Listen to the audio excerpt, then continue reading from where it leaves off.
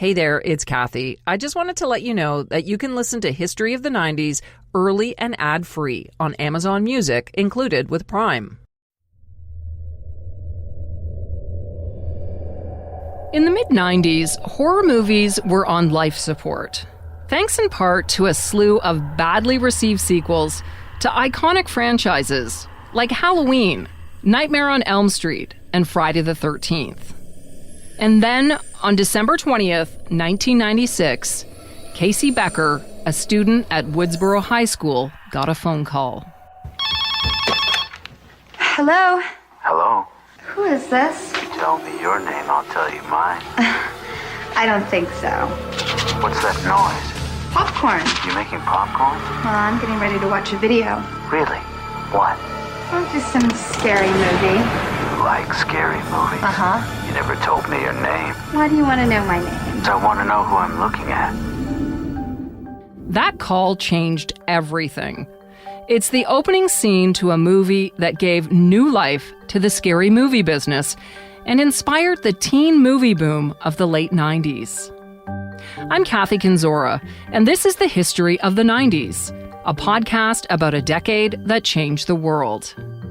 On this episode, we're going to take apart the classic horror movie Scream and look closer at some of its iconic moments. Like Ghostface would say, we're going to gut it like a fish. We'll look back at how Scream came to be, including the little-known story of its inspiration. And we'll try to understand why it became the most successful slasher movie franchise in history, and how it continues to influence horror movies over 20 years later. Scream was like no other horror movie before, because it wasn't just terrifying, it was also incredibly self-aware. From that opening scene when Drew Barrymore is asked, "What's your favorite scary movie?" it was pretty clear this wasn't what we were used to. Scream was unique. The characters knew about slasher movies and ironically recognized they were in the middle of one. According to screenwriter Kevin Williamson, a scary movie should be like a roller coaster. It needs to hit all the buttons, making you laugh, jump, and scream all in one little thrill ride. Most importantly, it needs to be about fear. Williamson took us on a thrill ride like nothing we had ever experienced before when he wrote Scream. Before it, he was a failed actor taking screenwriting classes at UCLA. After it, he was crowned the king of teen movies and TV. In addition to writing 3 sequels to Scream, he created the popular I Know What You Did Last Summer franchise. And we can thank Williamson for another 90s milestone of teen culture, Dawson's Creek. In 1998, Williamson told CNN that he was inspired to write Scream after a spooky night while house-sitting. He was alone in the house watching something on TV about the Gainesville Ripper. In 1990, serial killer Danny Rolling brutally murdered 5 college students in Gainesville, Florida, during a 3-day rampage. He broke into the homes of young women and killed them in grisly ways. The brutality of the murders shocked the nation and paralyzed the university town with fear. Williamson said, "I was watching this Barbara Walters special on the Gainesville murders, and I was getting so spooked. I was being scared out of my mind. During the commercial break, I heard a noise, and I had to go search the house. And I went into the living room, and a window was open. And I'd been in this house for 2 days, and I'd never noticed the window open. So I got really scared. I went to the kitchen, got a butcher knife, got the mobile phone, and I called a buddy of mine." Williamson said that buddy started teasing him about classic horror films, which made him even more scared. While on the phone with his friend, he started looking under beds, and then he decided to go outside to look in the garage. His friend said, "Well, don't go outside. The killer's going to sneak in the door while you're outside." Williamson was like, "What do you mean? What do you mean, the killer?" He went to bed so spooked that he ended up having nightmares. He woke up at 3 or 4 in the morning, and he started writing the opening scene to Scream. Williamson quickly outlined the movie, which he initially called Scary Movie. It would be a small-town murder mystery featuring a group of self-aware 90s teenagers being stalked and murdered by a serial killer. In his mind, the script would deconstruct the rules of slasher films as much as it would celebrate them. In 2016, Williamson told Entertainment Tonight that he wanted to write and make the type of movie that wasn't being made at the time. He said, "Every generation has that one movie. There were no other horror movies. The ones that were coming out, they weren't very exciting." The horror movie genre at the time was a steady stream of straight-to-video movies that ended up in bargain bins and an endless array of boring Michael Myers sequels. Horror writer John Muir says that horror films of the 90s were looking for a new identity. That's because in the late 1980s, we were seeing sort of the end stage of the slasher film subgenre, and also its very creative offshoot, what I call rubber reality films. And of course, I got that phrase from Wes Craven. That's not my phrase. But he called films like Nightmare on Elm Street rubber reality because Freddy was able to not only slash people with his finger knives, but alter their reality. So you might consider films like Hellraiser as another rubber reality film. But those films had begun to really run their course through sort of sequel after sequel. Horror writer Stephen West agrees.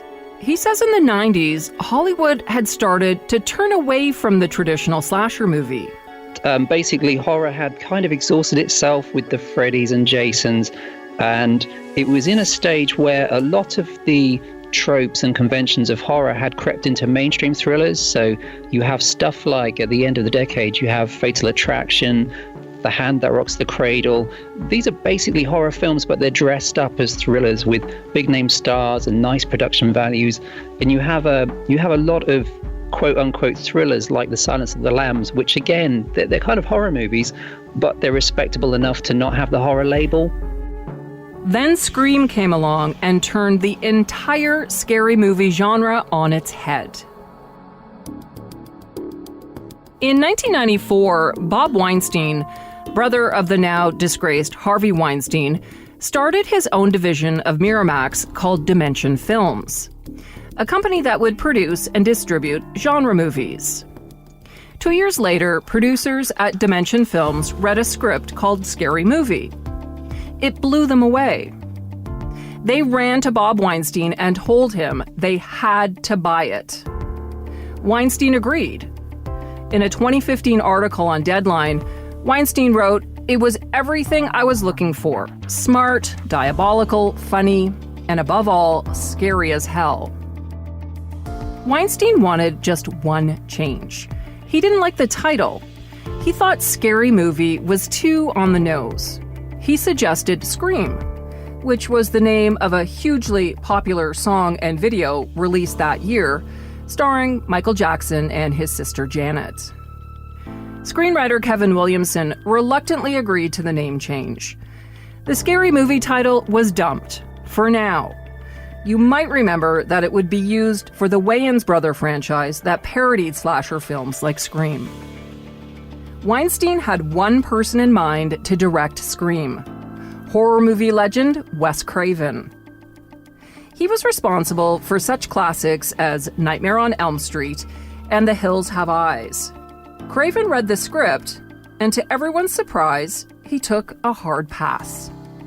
He liked the script's irreverence and humor, but according to writer Stephen West, it wasn't what Craven was looking for.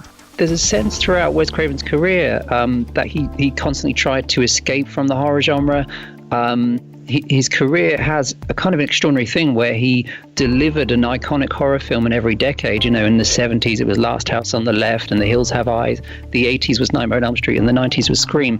But in between, he struggled with kind of more mainstream stuff. The film he made before Scream was a real attempt to get away from it, which was Vampire in Brooklyn, which is a horror comedy with Eddie Murphy. So a big star vehicle which was another way that he was trying to escape from the shackles of being the guy that made Freddy Krueger. Weinstein had no choice. He started looking around at other directors, including Robert Rodriguez, who would go on to direct Dusk Till Dawn and work with Williamson on The Faculty. Over the next 6 weeks, as he was talking with a who's who of great directors, Weinstein called Craven 2 more times and asked him if he would reconsider. Craven politely declined and said he was moving in another direction. Then a couple of weeks later, out of the blue, Craven called Weinstein back. He explained that he had reread the script several times and had now come to clearly see the movie in his head. He asked if the opportunity was still available, and if so, he would like to take the job. Weinstein wrote in the Deadline article, "Faster than the speed of light, I said yes." Casting was the next big step for Scream.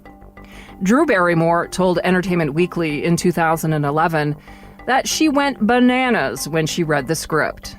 She was the first cast member to sign on to the film to play the lead role of Sidney. But Barrymore soon changed her mind. She actually wanted to play Casey Becker, who you heard from at the top of the show. You might remember that's the character who's killed in the iconic opening sequence. Barrymore said the scene reminded her of the classic 1979 thriller When a Stranger Calls. It's about a babysitter who's menaced by a prank caller who, spoiler alert, turns out to be calling from inside the house. As a babysitter in the 80s, I can tell you that movie scarred me for life.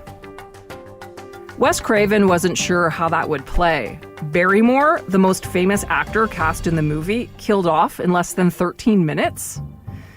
After giving it some thought, Craven decided it could end up being like the 90s version of Alfred Hitchcock's Psycho, where actor Janet Leigh is killed off in that famous shower scene 1/3 of the way through the movie.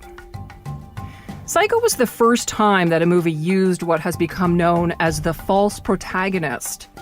A character who seems to be the central figure, but usually, in a shocking plot twist, gets moved out of the spotlight. And that's exactly what happened with Barrymore. We'll get into that in a little bit, but let's wrap up the rest of the casting first. So after Craven agreed that Barrymore would play Casey in the opening scene instead of Sidney, the hunt was on for someone to replace her. Bob Weinstein considered Reese Witherspoon and Claire Danes, who were then the most in-demand actresses in young Hollywood, but they both passed. Brittany Murphy and Melissa Joan Hart were among the actresses who auditioned, until Craven settled on Neve Campbell, one of the stars of the hit TV drama Party of Five. She was also coming off major box office success with the teen witchcraft classic, The Craft. As for the role of Gail Weathers, the amoral, tough-as-nails tabloid reporter, Brooke Shields and Janine Garofalo were both approached, but they turned it down. Then Wes Craven got a letter from Courtney Cox. She was on her 3rd season of Friends at the time. Cox told Entertainment Tonight in 2016 that after reading the script, she decided to go for it. She wrote a letter that said, "I'm always known as being so sweet, but I really can be a bitch." Craven was won over and Cox was signed on.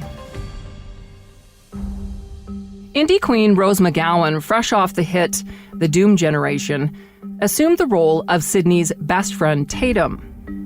McGowan is now known as one of Harvey Weinstein's most vocal accusers. She was the first to come forward to say she had been raped by Weinstein, who continues to deny the allegation. As for the rest of the Scream ensemble, newcomers Skeet Ulrich, David Arquette, Jamie Kennedy, and Matthew Lillard filled out the roster.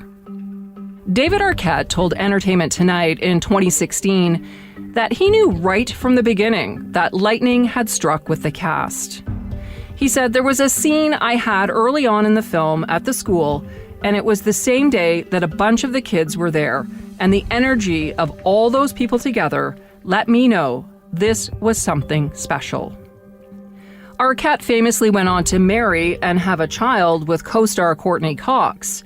They met in the first Scream and were having marital problems by the time they filmed Scream 4 and separated soon after.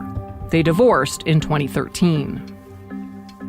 When it came to the now iconic look of Scream's killer, described only as wearing a ghostly white mask in Williamson's script, producer Marianne Maddalena stumbled upon something in a child's bedroom while location scouting. A terrifying ghost mask inspired by the classic Edvard Munch painting, The Scream. Unable to track down the rights owners, Craven asked the props department to develop a modified version, which was a bit more bug-eyed and rounder than the original. That's the mask they used when shooting first started. Then, a few weeks in, Dimension snagged the rights to the original mask. So if you look closely, you might be able to spot the difference.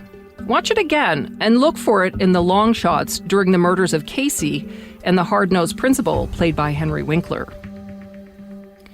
Writer Stephen West says the white-faced killer from Scream has become iconic.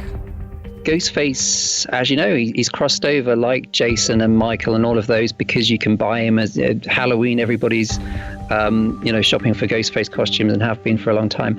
So the mask and the costume became iconic, but it's unique in the sense that the Scream franchise has loads of people playing Ghostface. So it's an iconic slasher, but it's an iconic slasher where the costume and mask is hiding a variety of different characters as they're unmasked in a kind of Scooby-Doo fashion throughout the franchise.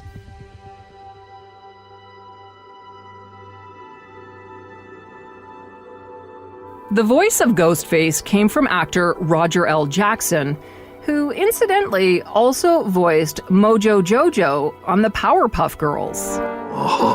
There it is, the most dangerous, most nefarious, most evilly destructive weapon in history! Weird, right? Jackson, who would go on to voice Ghostface in all 4 Scream movies, was intentionally kept from meeting the cast to preserve the mysterious, scary nature of his character. In 2015, he told Splinter News about filming that first scene with Barrymore. The first night, I was sort of under a tent. Not really a tent, just 4 poles with a piece of fabric on top, because it was raining. And I was outside the window of the room they were filming in, so I could see Barrymore through the window, but she couldn't see me. As in every scene, I'm actually talking on a cell phone connected to her phone, but I'm also mic'd to get a clean sound. After that first night, whenever we would film from then on, I was in a room somewhere nearby, sequestered with a monitor to watch my camera feed. Jackson said he only ever talked to Barrymore in the ghost-faced voice, and to this day, he has still never met her. Just recently, he met Neve Campbell and Skeet Ulrich for the first time at the Monster Mania convention. Now let's talk about that iconic opening sequence. You heard some of it at the beginning of the show. Drew Barrymore plays All-American Girl Next Door, Casey Becker. She's at home alone at night in a house with a ton of windows and glass doors when she receives a phone call from a stranger. The scratchy-voiced man asks her what she's doing, and Casey says she's about to watch a scary movie. What's your favorite scary movie? I don't know. You have to have a favorite. What comes to mind? Halloween. You know, the one with the guy in the white mask who walks around and stalks babysitters? Yeah. What's yours? Guess. Nightmare on Elm Street.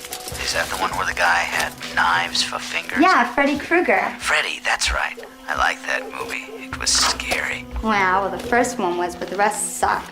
The call takes a dark turn, and he admonishes her for making typical slasher movie mistakes. Who's there? Who's there? I'm calling the police. You should never say who's there. Don't you watch scary movies? It's a death wish. After Casey discovers her boyfriend Steve tied to a chair on the patio outside her house, the caller terrorizes Casey by asking her horror movie trivia while threatening Steve's life. Steve doesn't survive, and 12 minutes and 40 seconds into the film, Casey is killed too. Writer John Muir says this scene showed us that Scream was going to be a slasher film on steroids.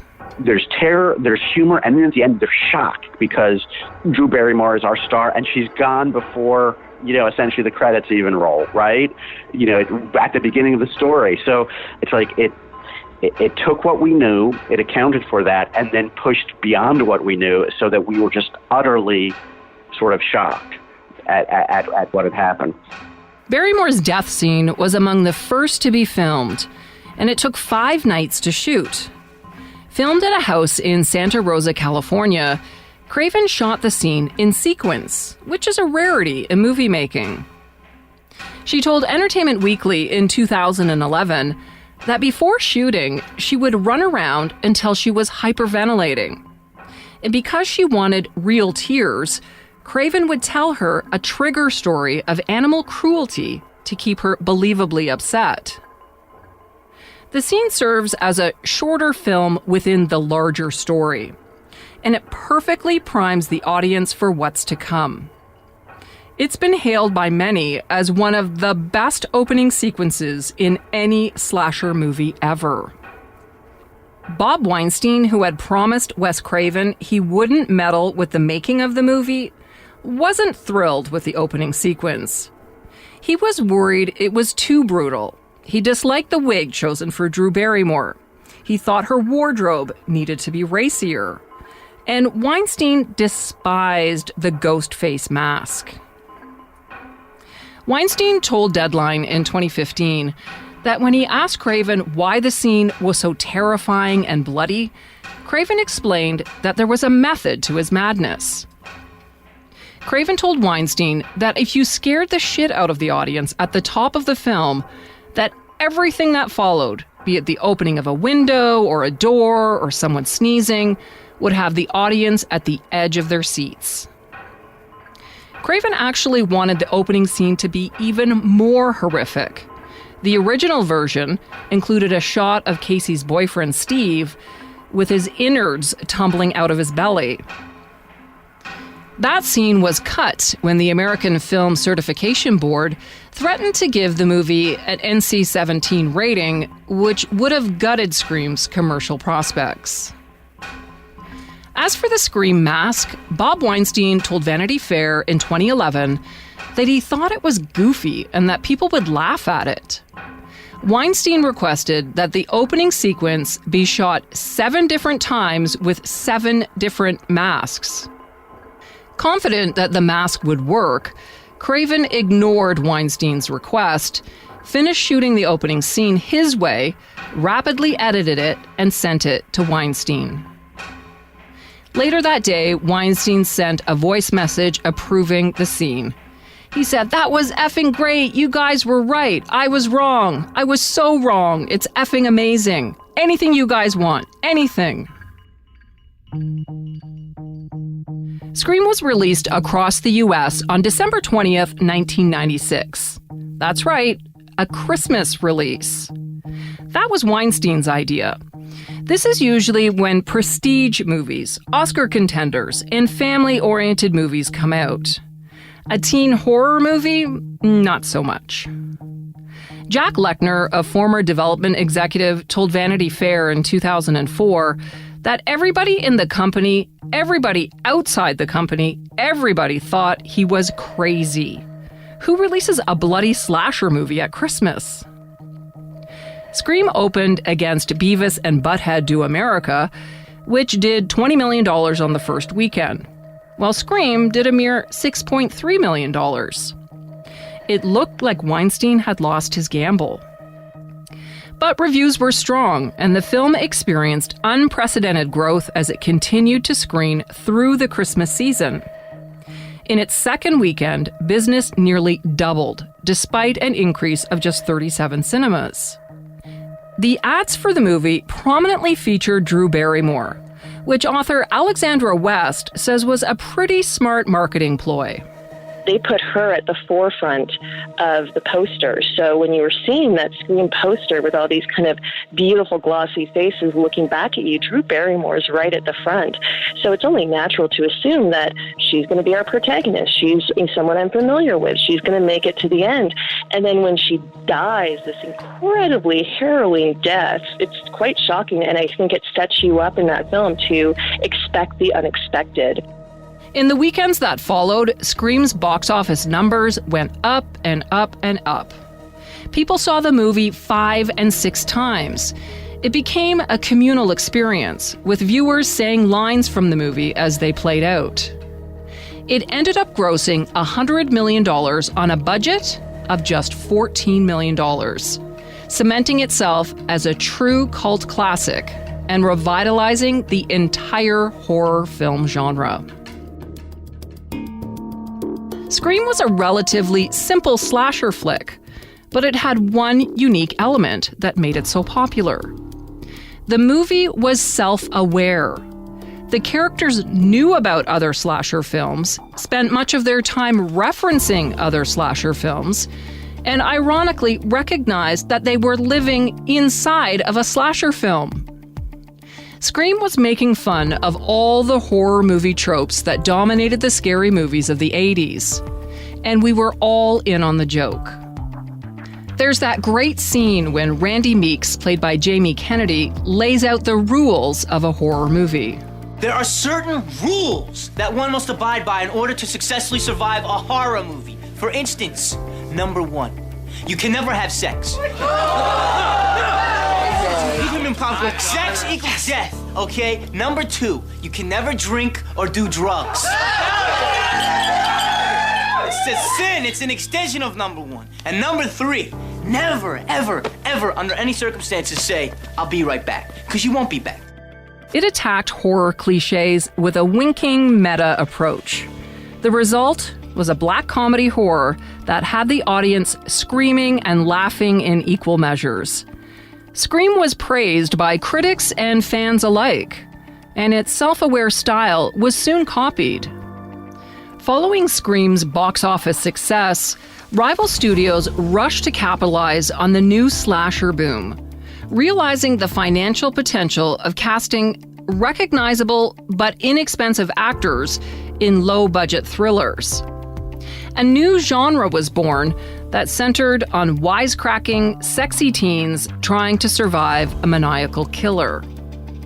Horror movie fans were treated to the birth of new franchises, like I Know What You Did Last Summer and Urban Legends, and the return of old characters like Michael Myers in Halloween H20.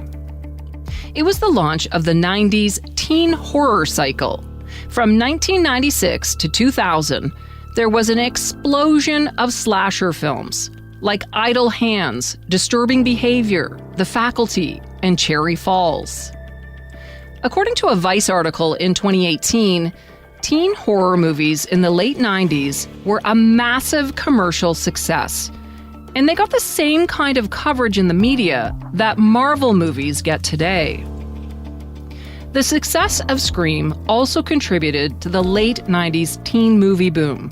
Studios recognized that relatively low-budget high school movies stocked with the cast of Buffy the Vampire Slayer or Dawson's Creek could actually turn a profit.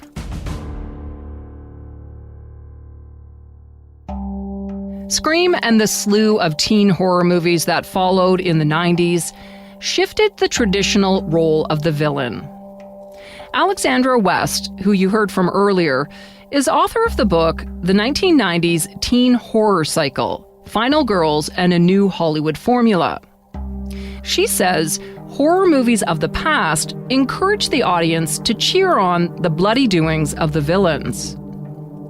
By casting popular actors, singers, and models as the protagonists, the new 90s teen horror aligned their young audiences with the potential victims. They were the star of the show, not scary bad guys like Freddy Krueger and Jason Voorhees, who became pop culture heroes.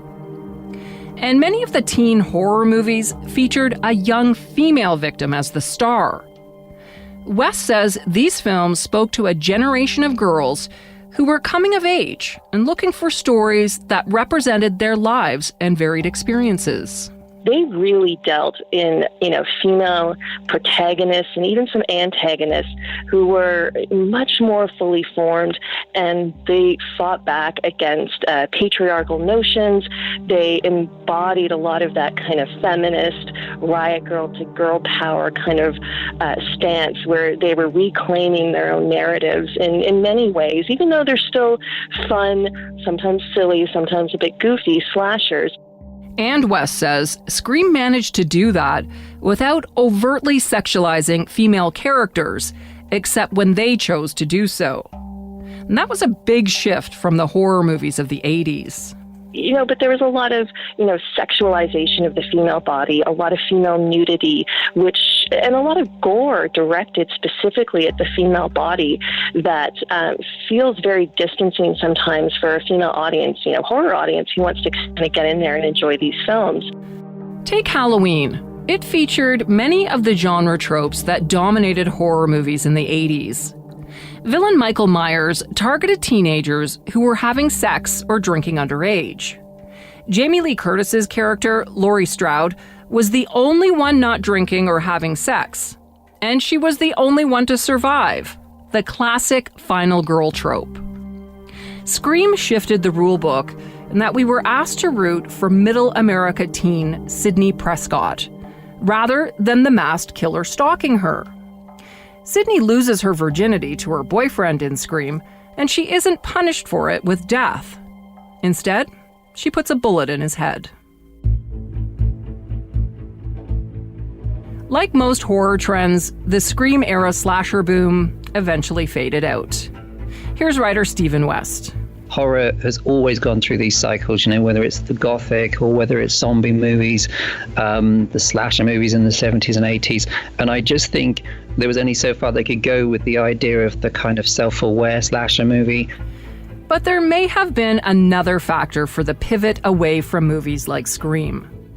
In a 2018 Vice article, Adam White writes that the mass shooting at Columbine High School in April 1999 suddenly took youth violence out of movie theaters and into the real world, with right-wing reactionaries claiming Hollywood was partly to blame for the tragedy. Whether it was justified or not, the film industry decided to turn a corner in response. Scream 3, which originally focused on a cult of high schoolers plotting to kill Sidney, was rewritten as a Hollywood satire. The franchise's typical violence drastically changed.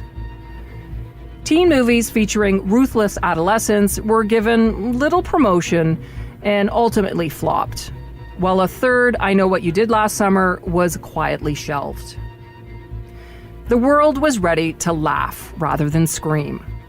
Scary Movie, the Wayans brother parody, inspired by the 90s slasher boom, became one of the runaway smashes of 2000. Grossing $300 million worldwide. Writer John Muir believes that the slasher renaissance of the 90s might have lasted a bit longer if it weren't for one other important event. And I think you would see that Scream's influence would have gone on even longer if not for the galvanizing national event of 9/11, which sort of turned horror movies forever, because 9/11 just changed the dynamics of the culture so much, and we began to get into things like, the torture porn format or the found footage format. Despite the ultimate end to the 90s teen horror cycle, its influence is ever present. Scream's blending of violence and scares with self-aware comedy can be seen throughout modern film and television. Most obviously in the largely unrelated Scream MTV spin-off of the same name, which ran from 2015 to 2019. But also in TV series like Scream Queens and iZombie, and Joss Whedon's 2012 satire, The Cabin in the Woods. And there are reports that a TV reboot of I Know What You Did Last Summer might be coming to Amazon sometime soon. The character-driven feminism of Scream was also displayed by Emily Blunt in 2018's breakout horror smash A Quiet Place, and in 2015's The Final Girls. After a slew of horrible sequels, in 2018, the Halloween franchise returned to what worked in the 90s. A movie that was both slasher and meta-comedy. To quote a review in Rolling Stone magazine, the latest Halloween turned the Jamie Lee Curtis Final Girl character into a hardcore Avenger. And fans seem to love it. It made $77 million in its opening weekend, making it the second best opening ever for the month of October. Horror movies, whether they're traditional slasher films, B-rated schlock movies, or psychological thrillers, never seem to go out of style. You know, it almost feels like it's a rite of passage for every generation of teenagers. Here's author Alexandra West. But I think we all kind of want to dip our toe in it. You want to walk right up to that line and see if you can cross it. So it feels like you're doing something kind of bad and something kind of naughty by watching them. Stephen West says there's something about going to a theater filled with people and getting scared out of your mind. I think it is that great communal experience, just like watching a really good comedy in a cinema, to share the laughter, to share the kind of escapist fear of something like Scream with an audience is just a fantastic feeling. Horror legend Wes Craven died in August 2015. He was 76 years old. Because Scream was so closely linked to Craven, it's hard to imagine the franchise continuing without him. But writer John Muir thinks it's not out of the question. The success of Halloween 2018 with Jamie Lee Curtis going back to the original continuity did provide, I think, an opening for the possibility of a Scream 5 in that vein. You know, to revisit Neve Campbell, her character, Sidney Prescott, all these years later, I think that is possible. Just like the killer in every horror movie ever made, Scream will probably rise up and scare you at least one more time, long after you thought it was already dead. You've been warned, so be prepared.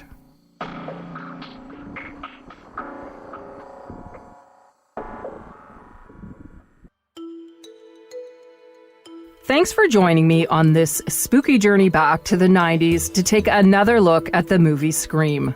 If you haven't already, make sure to subscribe so you never miss an episode. And while you're there, don't forget to rate and review us. It helps spread the word and get more people to find the podcast. We're available for free at Apple Podcasts, Spotify, Google Podcasts, and everywhere else you get your streaming audio. You can also listen at curiouscast.ca. Be sure to check out the show notes for more information about what you heard on this episode. There'll be links to all of the guests you heard from: John Muir, Alexandra West, and Stephen West. Thanks to all of them for sharing their passion about horror movies for this episode. If you want to reach out to me, you can find me on Twitter at 1990s History. I'm also on Instagram and Facebook. And of course, you can email me at 90s@curiouscast.ca. That's 90s@curiouscast.ca. This show is hosted and co-written by me, Kathy Kinzora, and Dila Velasquez, our producer. Sound design and final production is by Rob Johnston.